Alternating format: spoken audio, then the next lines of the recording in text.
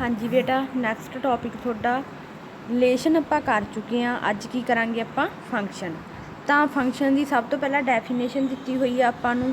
तो फंक्शन की हुंदा गा, let X and Y be two non empty set आ function f define from x to Y is a rule which associate to each element x in X is a unique element y in Y. मतलब बेटा इस definition तो की meaning निकलिया अपने कोल भी ਜਿਹੜਾ ਆਪਣੇ ਕੋਲੇ ਫੰਕਸ਼ਨ ਆ ਉਹ ਕੀ ਹੁੰਦਾ ਗਾ, ਜਿਹਦੇ ਵਿੱਚ ਤੁਹਾਨੂੰ ਉਸੇ ਤਰ੍ਹਾਂ ਦੋ ਫੰਕਸ਼ਨ ਦਿੱਤੇ ਹੋਣਗੇ ਐਕਸ ਐਂਡ ਵਾਈ। ਤਾਂ ਐਕਸ ਦੇ ਹਰੇਕ ਐਲੀਮੈਂਟ ਦੇ ਲਈ ਤੁਹਾਡੇ ਕੋਲ ਕੀ ਆ, ਯੂਨੀਕ ਅਮੇਜ਼ ਹੋਣੀ ਚਾਹੀਦੀ ਆ ਵਾਈ ਦੇ ਵਿੱਚ। ਠੀਕ ਹੈ, ਮਤਲਬ ਐਕਸ ਦਾ ਹਰੇਕ ਐਲੀਮੈਂਟ ਉਹ ਵਾਈ ਨਾਲ ਰਿਲੇਟ ਹੋਣਾ ਚਾਹੀਦਾ। ਜੇ ਕੋਈ ਵੀ ਐਲੀਮੈਂਟ ਇੱਧਰੋਂ ਰਹਿ ਜਾਂਦਾ ਗਾ ਰਿਲੇਟ ਹੋਣ ਬੰਨਿਓ ਤਾਂ ਉਸ ਨੂੰ ਆਪਾਂ ਫੰਕਸ਼ਨ नहीं कहांगे। ठीक है, तो नैक्सट देखो हुण अगे सिंबलूकली कहते आपां की लिखांगे, function F X to Y function define किया गया गा from x to the set Y. ठीक है, तो इस आपां फंक्शन नूं जिहड़े मैप नाल डिफाइन करते हैं उस नूं की कहा जाता गा, मैपिंग जां फिर क्रॉसपोंडेंस जां फिर ट्रांसफॉर्मेशन। तो कहते हरेक एलीमेंट दे लई वाई दे ਜਿਹੜੀ वैल्यू आऊगी एफ दे विच एक्स वो की होगी, यूनीक होनी चाहिए आ। फंक्शन जिहड़ा तुहाडा वाई आ उहनूं किस दे इक्वल लिखिया करोगे तुसीं, एफ एक्स दे। तो एक्स एलीमेंट की की होया करूगी, प्री इमेज होया करूगी वाई च।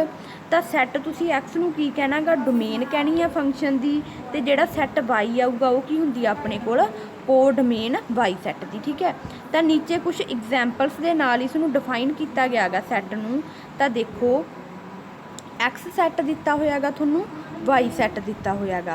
तो इधरों देखो अपने कोले हरेक सैट एक्स लई 1 2 3 4 वास्ते इधर की आपां नूं प्री इमेज मिल रही आ। अगर इधर बेटा कोई एलीमेंट रह जांदा गा तो इहदा कोई इशू नहीं गा, बट तुहाडा एलीमेंट आ जिहड़ा वो इधर नहीं रहना चाहिए। एक्स दे हरेक एलीमेंट दे लई तुहानूं इमेज मिलनी चाहिए आ वाई दे विच। ठीक है, तो इस तरह दे नूं की कहांगे आपां, फंक्शन कहांगे। बट देखो जिमें नैक्सट वाली एग्जैम्पल आ थोड़ी,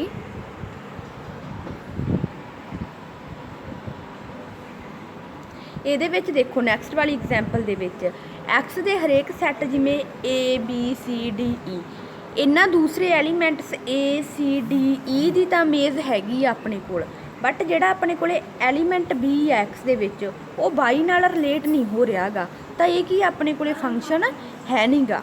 तो इस तरह की होगा फिर अपने कोले हरेक एलीमेंट एक्स दे लई वाई दे विच बेटा इमेज मिलनी की जरूरी आ। तो उस नूं ही आपां की कहा करांगे, फंक्शन कहा करांगे। ठीक है,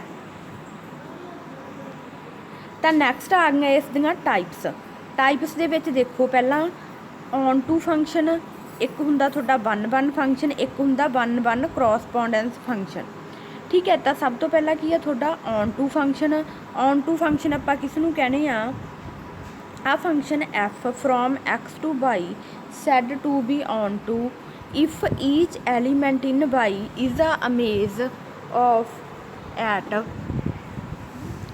लीस्ट 1 एलीमेंट इन एक्स। कहते ऑन टू फंक्शन आपां उस नूं कहांगे ਜਿਹਦੇ ਵਿੱਚ ਕੀ ਹੈ, ਕਹਿੰਦੇ ਹਰੇਕ ਐਲੀਮੈਂਟ ਵਾਈ ਦੇ ਲਈ ਇਮੇਜ ਮਿਲਣੀ ਚਾਹੀਦੀ ਹੈ ਐਟਲੀਸਟ ਐਕਸ ਦੇ ਵਿੱਚ ਇੱਕ ਤਾਂ ਇਮੇਜ ਹੋਣੀ ਜ਼ਰੂਰੀ ਆ।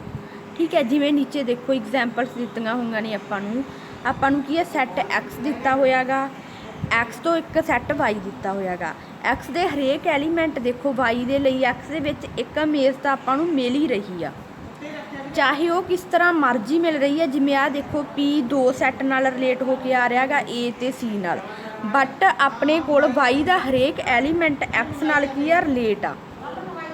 तो इस तरह के फंक्शन नूं आपां की कहा करांगे फिर, ऑन टू फंक्शन। ठीक है, नैक्सट आ गया तुहाडा 1-1 फंक्शन।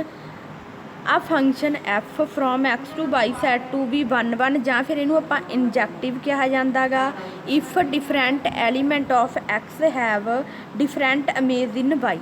मतलब की है बेटा जिहड़ा 1-1 फंक्शन आ ਉਹਦੇ ਵਿੱਚ डिफरेंट इमेज आउणगीआं, जिमें 1 2 इधर ए ते बी 1 ਲਈ A ਅਲੱਗ ਤੋਂ ਇਮੇਜ ਹੋਊਗੀ, 2 ਲਈ B ਅਲੱਗ ਤੋਂ ਇਮੇਜ ਹੋਊਗੀ। ਆਪਾਂ ਇਸ ਤਰ੍ਹਾਂ ਨਹੀਂ ਕਹਿ ਸਕਦੇ ਗੇ ਵੀ ਜਿਹੜਾ ਆਪਣੇ ਕੋਲੇ ਐਕਸ ਵਾਈ ਸੈੱਟ ਆ ਇੱਧਰ ਇੱਕ ਹੀ ਐਲੀਮੈਂਟ ਨਾਲ ਰਿਲੇਟ ਆ, ਇਸ ਤਰ੍ਹਾਂ ਨਹੀਂ ਹੋਊਗਾ। ਅਲੱਗ-ਅਲੱਗ ਡਿਫਰੈਂਟ ਇਮੇਜਸ ਮਿਲਣਗੀਆਂ ਆਪਾਂ ਨੂੰ।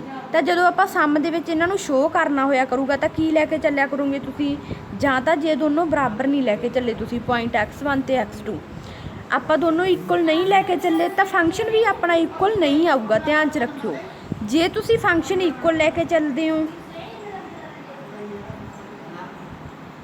ਜੇ ਆਪਾਂ ਇਸ ਤਰ੍ਹਾਂ ਇਕੁਅਲ ਫੰਕਸ਼ਨ ਲੈ ਕੇ ਚੱਲਦੇ ਹਾਂ ਤਾਂ x1 x2 ਦੇ ਇਕੁਅਲ ਹੋਊਗਾ। ਮਤਲਬ ਕੋਈ ਮਰਜ਼ੀ ਰਿਜ਼ਲਟ ਲਾ ਸਕਦੇ ਹੋ ਤੁਸੀਂ, ਅੱਗੇ ਆਉਣਗੇ ਇਹ ਦੋਨੋਂ ਰਿਜ਼ਲਟ। ਅਗਰ ਤਾਂ ਤੁਸੀਂ ਨੋਟ ਇਕੁਅਲ ਟੂ ਲੈ ਕੇ ਚੱਲੇ ਹੋ ਫੰਕਸ਼ਨ ਨੂੰ ਤਾਂ ਤੁਸੀਂ ਨੋਟ ਇਕੁਅਲ ਟੂ 'ਚ ਸ਼ੋਅ ਕਰੋਗੇ। ਅਗਰ ਤੁਸੀਂ ਫੰਕਸ਼ਨ ਨੂੰ ਇਕੁਅਲ ਟੂ ਲੈ ਕੇ ਚੱਲੇ ਹੋ ਤਾਂ ਤੁਸੀਂ ਇਕੁਅਲ ਟੂ ਦੀ ਕੰਡੀਸ਼ਨ 'ਚ ਹੀ ਸ਼ੋਅ ਕਰੋਗੇ। ਠੀਕ ਹੈ, ਤਾਂ ਆਪਾਂ ਫਿਰ 1 ਕਰੋਸਪੋਂਡੈਂਸ ਕਿਹਨੂੰ ਕਹਾਂਗੇ, ਉਹ ਫੰਕਸ਼ਨ ਜਿਹੜਾ ਬੇਟਾ 1 ਵੀ ਹੋਵੇ ਤੇ ਔਨ ਟੂ ਫੰਕਸ਼ਨ ਵੀ ਹੋਵੇ। ਜਦੋਂ ਇਹ ਦੋਨੇ ਕੰਡੀਸ਼ਨ ਸੈਟਿਸਫਾਈ ਹੁੰਦੀਆਂ ਨੇ ਤਾਂ ਉਸ ਫੰਕਸ਼ਨ ਨੂੰ ਆਪਾਂ ਕੀ ਕਹਿੰਦੇ ਆ, 1 ਕਰੋਸਪੋਂਡੈਂਸ। ਠੀਕ ਹੈ, ਡੈਫੀਨੇਸ਼ਨ ਪੜ੍ਹ ਲਓ ਇਹਦੀ। ਆ function F from X to Y said to be 1 correspondence, ਜਾਂ ਫਿਰ ਇਸ ਨੂੰ ਆਪਾਂ ਕੀ ਕਹਿੰਦੇ ਆ, ਬਿਜੈਕਟਿਵ ਫੰਕਸ਼ਨ ਕਹਿੰਦੇ ਆ। ਇਫ ਐਫ ਇਜ਼ ਆ ਬੋਥ 1 ਐਂਡ ਔਨ ਟੂ, ਮਤਲਬ ਅਗਰ ਆਪਣਾ ਫੰਕਸ਼ਨ 1 ਵੀ ਹੁੰਦਾ ਗਾ ਅਤੇ ਔਨ ਟੂ ਵੀ ਹੁੰਦਾ ਤਾਂ ਉਸ ਨੂੰ ਆਪਾਂ ਕਹਿੰਦੇ ਆ 1 ਕਰੋਸਪੋਂਡੈਂਸ। 1 ਫੰਕਸ਼ਨ ਦਾ ਕੀ ਨਾਮ ਆ ਬੇਟਾ, ਦੂਸਰਾ ਇੰਜੈਕਟਿਵ ਫੰਕਸ਼ਨ।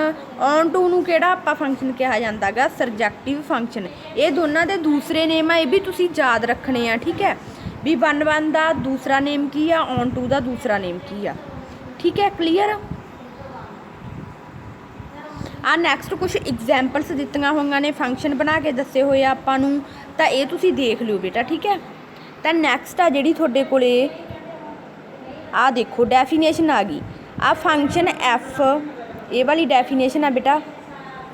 ਆ function F from X to y said to be 1 if distinct element of x have distinct image in y. ਇਹ ਆਪਾਂ ਪਹਿਲਾਂ ਪੜ੍ਹ ਚੁੱਕੇ ਹਾਂ ਵੀ ਹਰੇਕ ਐਲੀਮੈਂਟ ਡਿਸਟਿਕ ਦੇ ਲਈ ਡਿਸਟਿਕ ਇਮੇਜ ਹੋਣਗੀਆਂ ਐਕਸ ਤੇ ਵਾਈ ਸੈੱਟ ਦੇ ਵਿੱਚ। ਠੀਕ ਹੈ, ਤਾਂ ਹੁਣ ਇਹਨਾਂ ਨੂੰ ਸ਼ੋਅ ਕਰਨ ਵੇਲੇ ਦੇਖੋ, ਅਗਰ ਤਾਂ ਆਪਾਂ ਫੰਕਸ਼ਨ ਨੂੰ ਨੋਟ ਇਕੁਅਲ ਟੂ ਲੈ ਕੇ ਚੱਲੇ ਹਾਂ ਤਾਂ ਕੰਡੀਸ਼ਨ ਵੀ ਤੁਸੀਂ ਨੋਟ ਇਕੁਅਲ ਟੂ 'ਚ ਸੈਟਿਸਫਾਈ ਕਰਾਓਗੇ।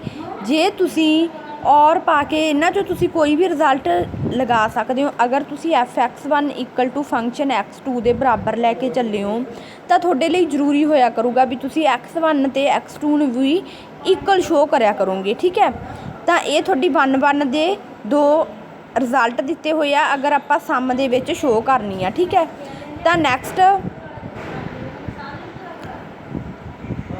ਨੈਕਸਟ ਦੇ ਵਿੱਚ ਬੇਟਾ ਤੁਹਾਡੀਆਂ ਐਗਜ਼ਾਮਪਲਸ ਨੇ, ਉਹ ਆਪਾਂ ਅਗਲੀ ਵੀਡੀਓ 'ਚ ਡਿਸਕਸ ਕਰਾਂਗੇ। ਠੀਕ ਹੈ, ਤਾਂ ਫਿਲਹਾਲ ਅੱਜ ਜਿਹੜੀਆਂ ਡੈਫੀਨੇਸ਼ਨ ਕਰਾਈਆਂ ਨੇ ਤੁਸੀਂ ਇਹ ਕਰਨੀਆਂ ਨੇ। ਓਕੇ।